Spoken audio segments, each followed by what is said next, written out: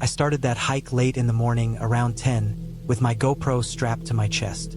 The forest was quiet, the kind of quiet that presses against your ears and makes your own breathing loud.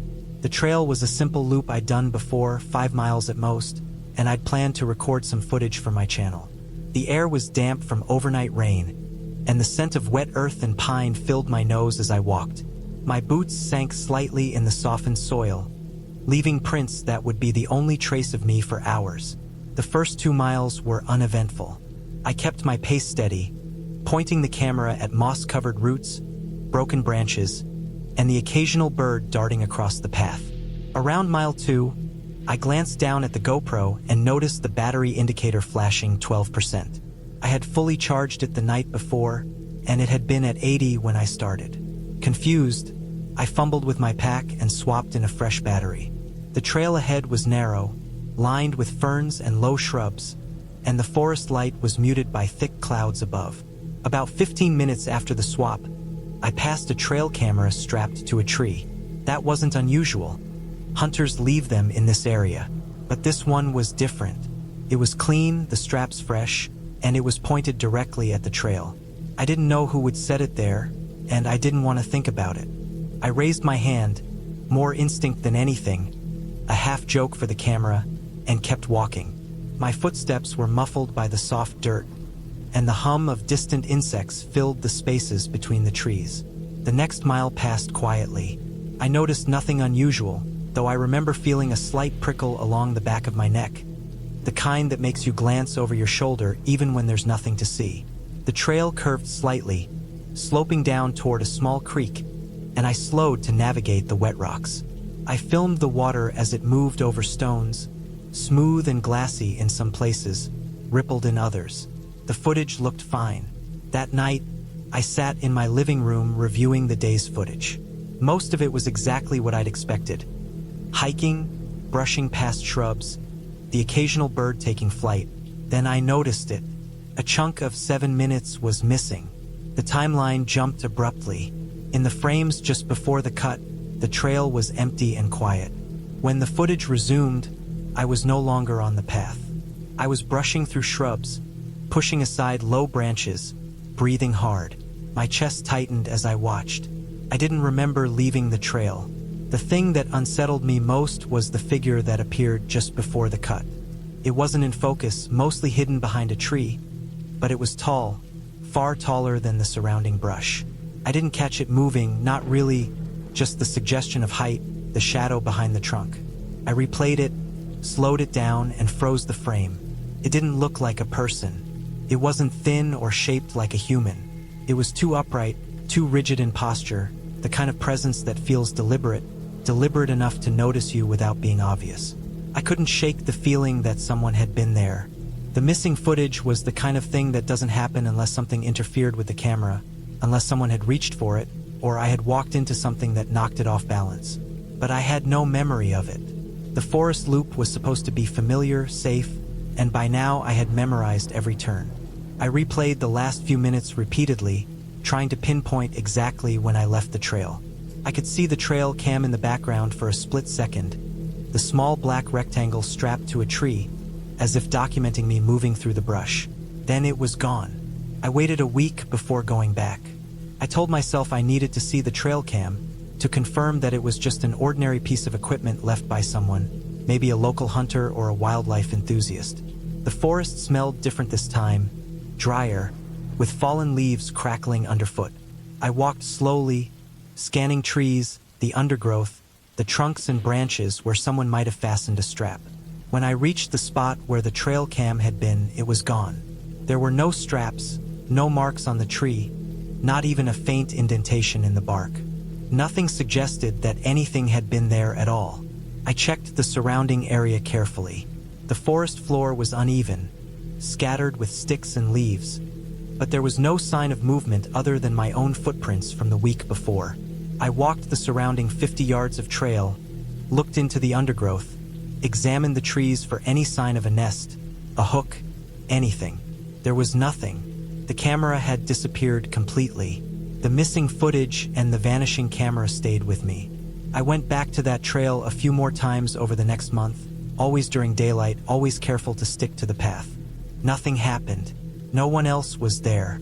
The forest was quiet again. The same muted greens and browns. The scent of wet earth lingering after rain. And yet, when I replay the footage from that day, I can still see the 7 minutes I don't remember. I can still see the figure stepping behind the tree, tall, unaccounted for, and the small, black trail came watching me as if it had a purpose I can't explain. I've accepted that I'll never know exactly what happened. I know the camera wasn't faulty. I know I didn't leave it on the trail. And I know someone or something was there, deliberate enough to appear in the frame, and careful enough to remove the camera without leaving a trace. Every time I go hiking now, I carry my phone and extra batteries, but I never pass that section of forest alone. I stick to the trail. The missing time, the tall figure, and the vanished camera are all there, lingering like a warning I didn't understand until it was too late. I have footage, proof of the day, but it doesn't make it any less unsettling. The forest is the same, but I am not.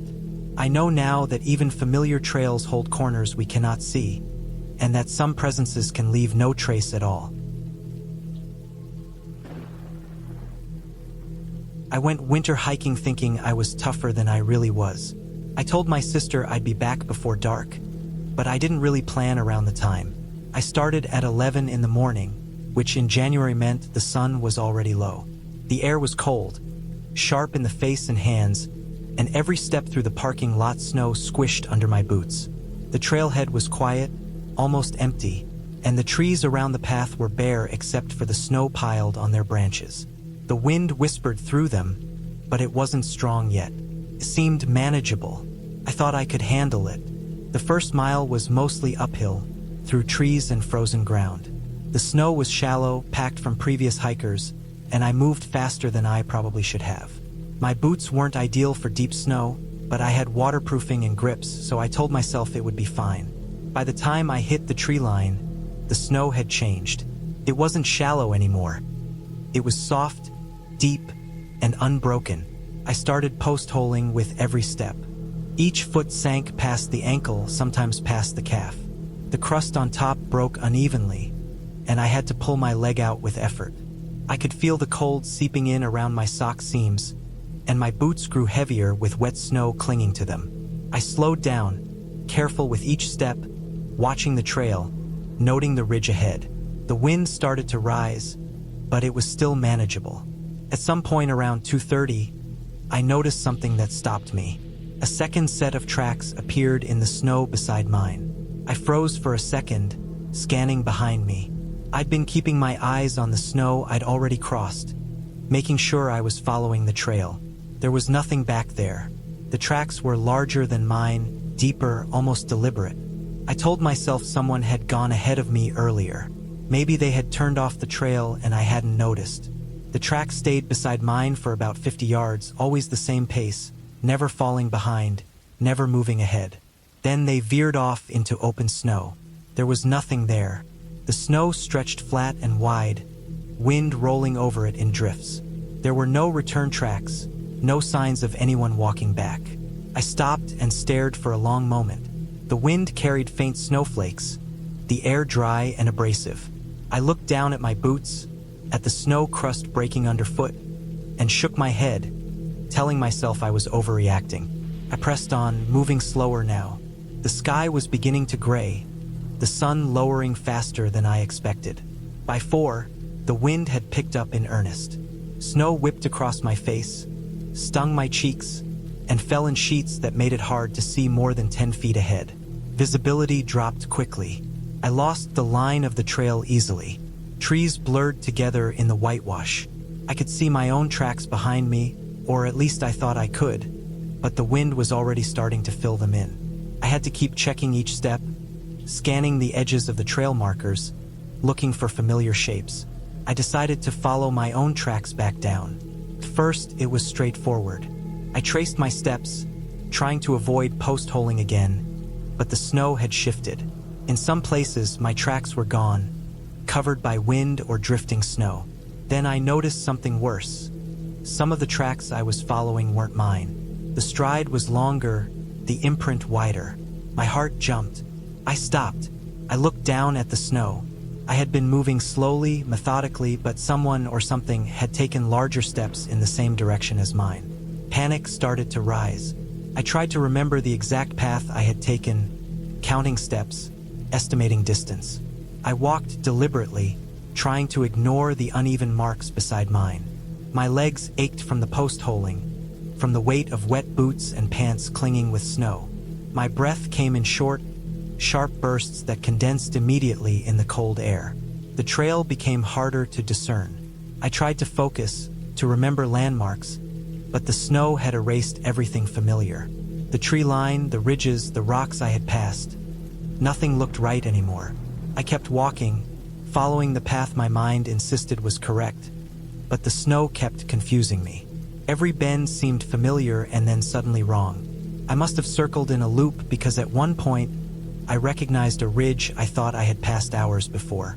My boots sank deep again, breaking through the crust, and I realized I was tired in a way that slowed my thought. My body wanted to quit. My mind wanted to make sense of the tracks beside mine.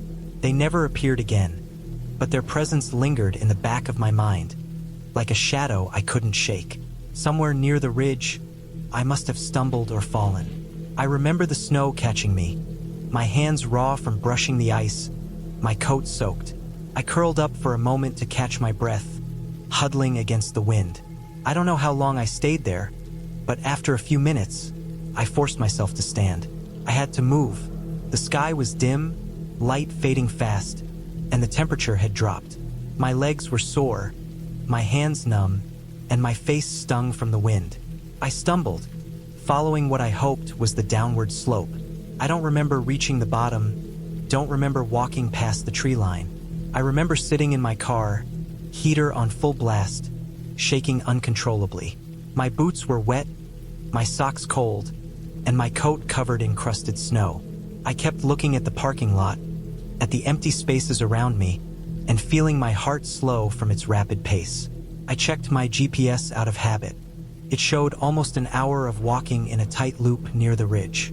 My steps traced back on themselves over and over, despite my certainty that I had been moving forward the whole time. I never understood what happened up there. There was no one else on the trail. No one could have followed me. The tracks I saw may have been a trick of the wind, a combination of uneven snow and drifting, but they felt real. The deeper, wider prints, the way they mimicked my path, everything about them felt deliberate. I learned that day that winter hiking is not forgiving. The snow hides everything, shifts quickly, and can make your own steps unrecognizable. I don't hike in winter anymore. I stick to clear trails, to sunlight, to predictable terrain. I tell my sister now that winter is not for me, and I believe it. There is no way to explain it completely, no way to justify what I saw, only the certainty that I came back alive, exhausted, and much wiser. 4 of us went hiking for Josh's 30th birthday. We picked a trail deep in the Appalachians, one of those side routes you stumble across on all trails that barely has any reviews and the pictures look worse than the real thing. It wasn't far from the road, but it felt isolated enough to promise a proper escape from everything. We started around 10 in the morning, the sun already strong and humid air sticking to our skin. It was 82 degrees, and the bugs were relentless. We joked and laughed at each other, slapping mosquitoes, trying to keep the mood light, but even that started to wear after the first hour. Sweat ran down my back and collected at the base of my neck, and every step left a squelch in the damp undergrowth. The forest smelled of wet earth, rotting leaves, and a faint metallic tang that I couldn't place. The trail was rough, narrow, and winding. Roots and rocks tore at our boots, and the incline was steeper than the map suggested. Tyler kept trying to cut through the thicker sections, breaking branches and scraping his arms, and I followed, more cautious than he was. Josh was somewhere between enthusiastic and reckless, pushing us faster, insisting that we keep going deeper for a real adventure. It wasn't long before the well-marked path disappeared under leaves and mud, and the GPS pinged with little confidence. I kept thinking about the way the trail maps always exaggerate distances. Every mile felt longer than it should. My shirt was soaked, and my boots heavy with mud. Around mile 5, we broke through a dense wall of pines into a clearing. The sun hit us directly, and for a second, the quiet was almost peaceful. We rested briefly, catching our breath and taking in the openness. Josh looked around with that grin of his that always meant trouble, and without anyone really arguing, we slipped off the cleared area and headed deeper into the brush. The foliage closed around us quickly, snapping twigs underfoot, brushing against arms and legs, and leaving us in a filtered green light that seemed to mute everything else. I noticed the air changed too, thickening, cooler, but heavy in a way that made my chest ache slightly. I shrugged it off as just exertion. It was sometime after 3 when I first noticed the rhythm of movement parallel to us. At first, I thought it was another hiker, but the steps were heavy, deliberate, almost measured, and impossible to match to the soft, uneven gait of a deer or small animal. Every time we paused, it paused. Every time we moved, it moved. Tyler threw a rock, sharp and loud, into the brush to draw a response. Nothing. The sound vanished among the layers of undergrowth, and we kept moving. But the quiet afterward wasn't normal. Birds stopped singing. Leaves barely rustled in the slight breeze. The forest had gone mute except for our own breathing and footfalls. The sense of being watched grew heavier the further we went. Branches snapped again, low and fast, moving alongside us, always keeping pace. Whatever it was, it stayed just out of sight. It never broke from the cover of trees and thick ferns, circling us, pressing in on every side. It wasn't fear yet, not fully, just a knot in the stomach that refused to untangle. Josh finally raised his voice, thinking someone was following us for sport. I didn't respond, only kept my eyes scanning, trying to catch a glimpse of movement through the dense brush. Tyler's usual bravado had faded into quiet tension. Every snap of a twig made him flinch, and I could see the tight line of his jaw as he tried to convince himself it was nothing. We came across a half-buried blue tarp around 20 minutes later. It was hidden under a thick layer of leaves and mud, obviously left there for a long time. I crouched to brush some leaves aside, expecting maybe camping gear or litter. Under it was a small collection of trash, crumpled cans, rotting food wrappers, and a single boot, caked in dirt and leaves, its twin nowhere in sight. The sight of it was enough to freeze the conversation in our throats. A boot? Alone. Like someone had stopped in the middle of the woods and vanished, leaving only the sign of their presence behind. I didn't touch it. The smell of damp fabric and old dirt seemed to hang in the air longer than it should. Josh's grin faltered, and for the first time that day, he didn't say anything. We left it there and moved, each step faster, though silently, like an unspoken agreement that nothing more needed to be said. The pacing didn't stop. We could hear it matching our every movement, circling, staying just out of sight. I kept my head on a swivel, searching for any break in the line of trees, but it was perfect camouflage, perfect patience. It felt like it was testing us, letting us keep our distance but never letting us relax. My heart ached from exertion and tension, each beat a drum in my ears. Tyler's breathing came in shallow gasps, and Josh trailed close, quiet and tense. The forest, which had felt alive earlier, now pressed down with a suffocating weight. Every shadow seemed to twitch with movement. After what felt like an eternity, we stumbled back onto the main trail. Instantly, the sound stopped. Branches that had snapped without cause fell silent. The birds returned. The wind rustled through the trees, and even the oppressive air seemed lighter. We walked quickly, boots crunching on the firmer path, no one speaking until we reached the parking area. Silence hung between us, not a word about what we'd seen or heard. I felt the sweat drying into a gritty film on my skin, the adrenaline slowly leaking out, leaving a trembling edge in my limbs. None of us ever posted about that hike. Josh doesn't joke about adventure trails anymore. We learned, without having to say it aloud, that some parts of the forest aren't made for fun or exploration, that some things in the woods watch patiently and let you realize how small and unprepared you are. The trail map made it look simple, but the forest told a different story. A story where the smallest decisions, stepping off the main path, ignoring the signs, can follow you farther than you want, and even when the danger isn't visible, the weight of its presence lingers. We went home that day, muddy, exhausted, and strangely silent, each of us carrying the same unease. The memory didn't fade with time. Every time I think of that hike, I remember the boot under the tarp, the snap of branches just behind us, and the way the forest seemed to hold its breath until we left. The lesson was clear, and it stuck. Some paths aren't for adventure, and some watchers are patient enough to remind you of that. I hike old fire towers whenever I can. It's something I've done for years, photographing them, noting their decay, tracing the rust and peeling paint like a historian tracing a story. I've never been interested in hiking for fitness or challenge alone. It's always been about the towers, their angles, their textures, the way they seem to watch over the forest silently. I'd spent weeks reading reports about one in Pisgah, deep in the backcountry. It had been closed officially for safety reasons, but I wasn't planning to linger or do anything risky. I just wanted photographs. I started hiking at 8:30 a.m. The sky was overcast, low clouds pressing down on the tops of the pines.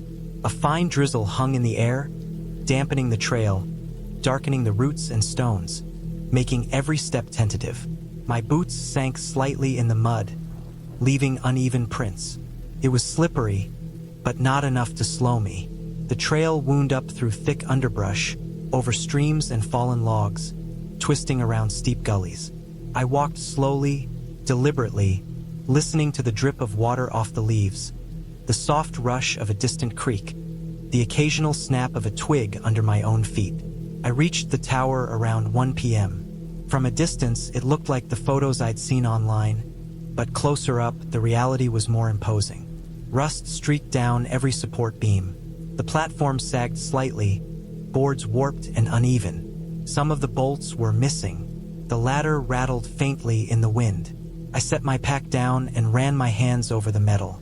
Cold, damp, slightly slick with rain. I checked my camera, adjusted lenses, and started photographing details.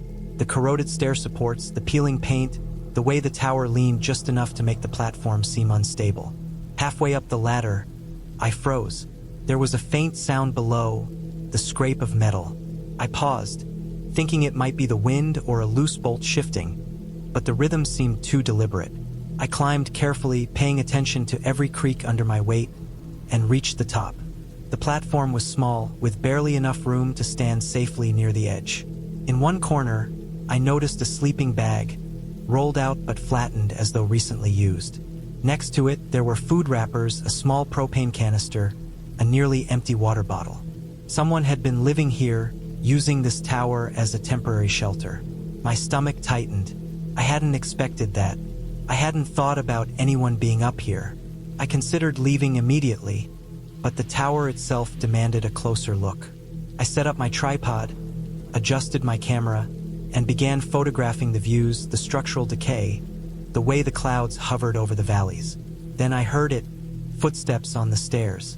Slow, deliberate. My stomach dropped.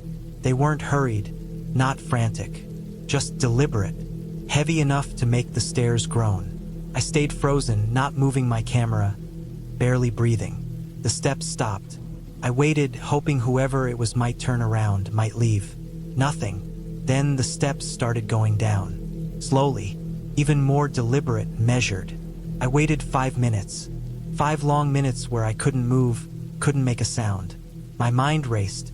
Whoever had been here could have been anywhere, inside the forest, watching, waiting. I finally climbed down, careful, deliberate, my eyes scanning the trail, the surrounding trees, every shadow. When I reached the base of the tower, it was empty. Nothing moved. The forest was still, the drizzle constant.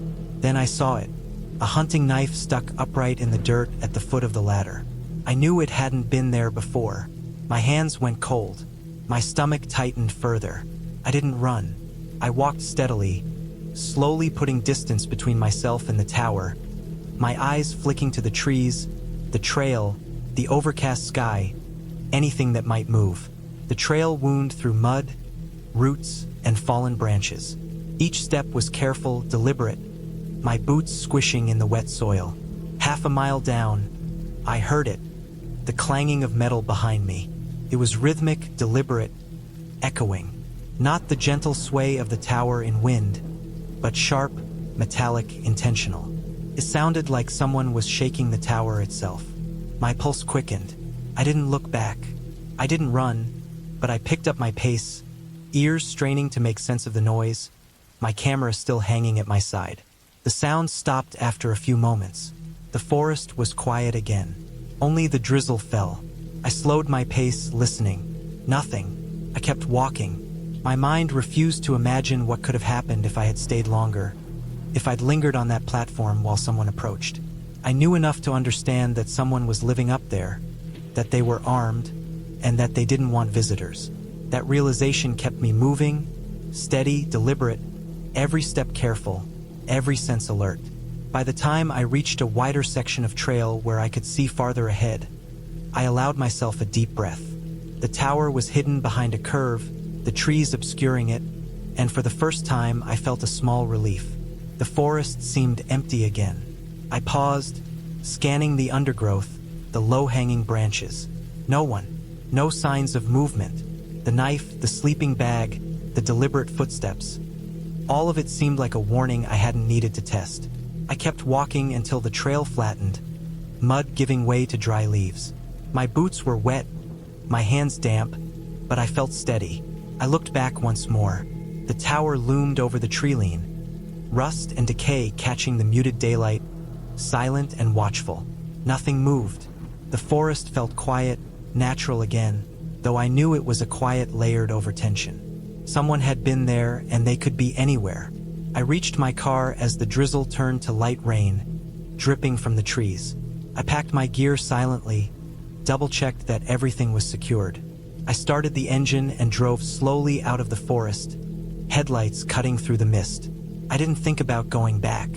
I didn't think about that tower again except in photographs and memory. It was a hike I'd planned for pictures, for documentation, for the quiet satisfaction of reaching an abandoned structure. Instead, it became a reminder that the forest is never completely empty, that people leave traces, deliberate traces, and that sometimes a tower is more than steel and wood. It's a home, a warning, a presence. I still photograph towers, still hike, but I've learned to respect the ones that seem occupied, the ones that leave a sign in the dirt at the base of a ladder. Some towers are abandoned, but some are very much lived in. And that knowledge stays with you long after you leave the forest. I haven't gone back to that tower. I never will. The photographs are enough. They show the rust, the decay, the forest around it. They do not show the footsteps, the knife, the awareness that someone had been watching, deliberate and steady, from the height of a tower that should have been empty. That memory stays with me more vividly than any image, more vivid than the soft drizzle on my shoulders, more vivid than the way the forest seemed to close behind me as I left. I know what is up there, and I know I do not belong. Walking out that day, I realized that sometimes the forest isn't just a place to be alone. Sometimes it's someone else's space entirely. My name's Marcus. I was 19 at the time, my older brother Dean 24. We hadn't spoken much in years, not really, and he suggested a 2-day hike in the mountains somewhere he said would be quiet. He said it would fix things. I didn't expect it to, but I agreed. I figured being outside, away from phones and people, might calm both of us down enough to actually talk. We left in the morning. The sky was pale, the kind of gray that presses softly against your eyelids, and the air smelled damp, like earth and last night's rain. The trail started easy, a gentle incline through trees that barely let light through. We walked side by side, mostly in silence, the kind of silence that felt heavier than words, full of everything we weren't saying. I watched Dean's shoulders, the way he carried himself, tense but purposeful, and I thought about all the fights we'd had, the years lost. We didn't speak much the first few miles. Every now and then he'd glance over, maybe expecting me to say something, and I'd shrug or shake my head. The path curved up and around a ridge, roots stretching across it like veins. I noticed the occasional animal track, a rabbit or deer, and the way the ground had held impressions from recent rain. It felt calm, even peaceful, and I began to relax, thinking maybe this hike would work. But then the light started to change. The sky became a deeper gray, edges of clouds darkening, and a chill ran over my arms. That's when we heard it, faint at first, but unmistakable. A voice calling, "Help!" carried through the trees. Clear. Human. I froze. Dean froze too.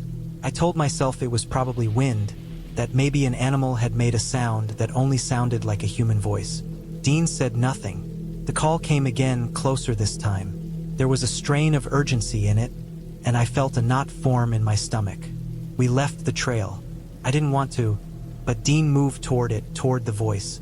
We walked carefully over loose rocks and fallen branches. The forest floor was uneven, roots protruding, slick patches from moss.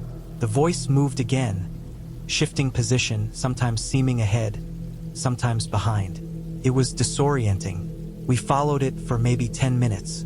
Every step made the ground crunch. Every breath sounded too loud in the still air. And then it stopped. Silence pressed against us from every direction. That's when I realized we couldn't see the trail anymore. The landmarks, the slight bends in the path, the familiar trees, everything was gone. I could barely make out the outlines of trees in the dim light.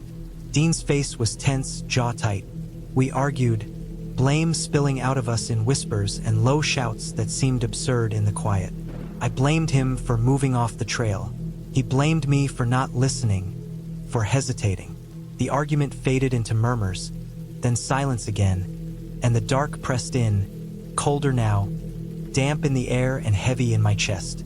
At some point, I noticed Dean wasn't responding. I called his name. Nothing. I called again, louder this time, my voice cracking in the cold air. I turned around. He wasn't there.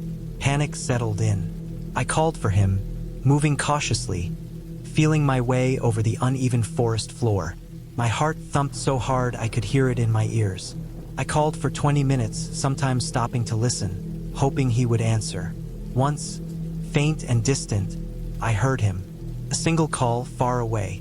It wasn't enough to pinpoint where he was, only enough to make the panic worse. I stumbled over rocks, low branches scraping my arms, and eventually had to stop. I was breathing heavily, heart hammering. I remembered the shape of the valley from the start, tried to imagine where the trail might be. My phone was useless, no signal. I thought about staying put, calling for help, but my brain kept turning back to Dean's voice, the last sound I had heard. I finally decided to move downhill, hoping gravity would lead me to the main trail or a stream. Morning came. The sky was pale again, washed in light gray. Search teams found him about half a mile downhill. He'd slipped on loose rock, hit his head, and fallen into a shallow gully. He wasn't far, just far enough that in the dark and uneven terrain, I wouldn't have found him on my own. They told me he had been calling out, and that the echoes through the valley must have been what we heard the night before. The sound had carried strangely, bouncing between trees and ridges. It had confused us, made it impossible to tell where he was. The ranger explained that in valleys like this, sound behaves oddly at night. It can travel farther than you expect, shift direction with the wind, bounce off rocks. It wasn't anything supernatural, just physics and the way our brains interpret distance and direction when there's no reference. It made sense, but knowing that didn't stop the guilt. I kept thinking I should have stayed on the trail, should have kept better track of him, should have been faster, stronger, smarter. We hiked back together after he was patched up, and he didn't mention the argument, didn't blame me either. I don't think either of us needed to. The silence between us felt different, heavier, but calmer. I still remember the shape of the forest that night, the gray sky, the sharpness of the cold air, the feel of loose rocks underfoot, and the way sound shifted unpredictably. I still hear that help sometimes when I'm alone, when wind carries just right through a valley or around a ridge. Not a ghost or a hallucination, just the memory of what happened, and the way the forest can trick you when night falls. The hike didn't magically fix things. It gave us perspective, a reminder of how fragile presence is, how quickly someone can be out of reach, and how easily confusion and panic can set in when you step off the path. I've been careful since, not just on trails, but with words, with attention, with presence. That night taught me what being responsible for someone else really means, and what it feels like to almost lose it. I'll always remember Dean's voice, and the strange, echoing way it carried through the dark. I went up Mount Baldy alone because I needed to clear my head. I just lost my job at a warehouse in Pomona and told my wife I needed a long walk. That's what I called it. I left the house later than I should have, around 2:15 p.m., and the parking lot was half full, mostly trucks and older SUVs.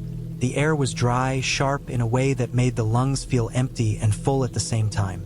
The sky was clear, pale blue stretching above the ridges, and I felt that odd quiet that comes right before the sun starts to slip down behind the mountains. I chose the ski hut trail because I knew it, or at least I thought I did. It had always been straightforward, forgiving, a place where I could think without the distraction of unknown terrain. The trail started as expected. Dusty, narrow dirt winding between low chaparral and tall pines. Loose rocks scattered along the incline. By the time I passed the first switchbacks, sweat had started to collect along the back of my neck. I pulled off my jacket, tied it around my waist, and kept my pace steady. I checked my phone at 4:47 p.m., mostly to gauge how far I'd gotten, but by then the signal was gone. The map loaded slowly, half of it blank, and I shoved the phone back into my pack. Not having the option to call or check directions created a strange pressure in my chest. It made the trail feel less like a path I knew and more like a tunnel I was stepping into alone. I noticed him halfway up. At first, I thought I was imagining it, a trick of the light through the trees. He was tall, thin, wearing a dark jacket, his head slightly lowered. He wasn't gaining on me, but he stayed at roughly the same distance, shifting quietly over the rocks and roots.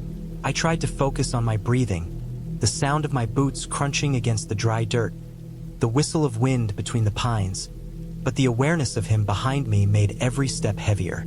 When I stopped to drink water, he stopped a few seconds later. The delay felt deliberate, as though he was trying to avoid being noticed. I told myself he was pacing himself, that the mountain was just the kind of place where solitary hikers eventually fall into similar rhythms.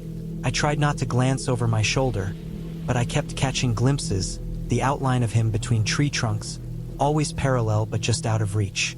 The sun dropped fast behind the ridge, the sky turning from pale blue to a streaked orange that caught the tops of the pines. The temperature shifted immediately. What had been dry warmth became a sharp chill along my arms and neck. I hadn't brought a headlamp because I thought I'd be down before dark, and for a few minutes, I accepted the cold as a part of the hike. Then it started to feel like it was creeping under my clothes, curling around my chest and spine. Shadows moved differently now, lengths of branches stretching over the trail, hiding and revealing the rocks in front of me. I tried to focus on the trail itself, the feel of the uneven dirt under my boots, the weight of my pack pressing against my shoulders, but the presence behind me made it hard to think clearly. At 6:12 p.m., I realized I couldn't hear him anymore. No footsteps, no sound of rocks sliding under boots, no rustle of movement. My pace slowed instinctively, every step lighter, almost hesitant.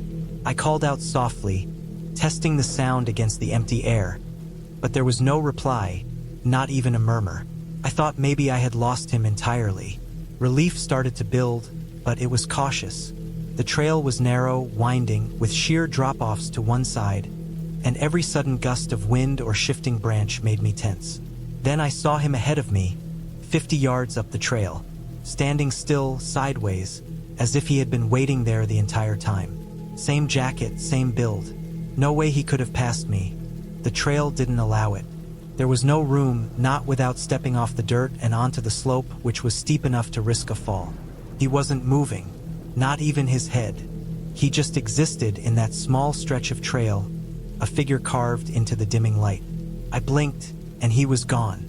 No brush disturbed, no rocks shifted, nothing. My stomach nodded. The immediate rational thought was that he had ducked behind a tree, hidden himself. But the sudden disappearance, without any sound or sign, made it impossible to feel certain. I hurried down.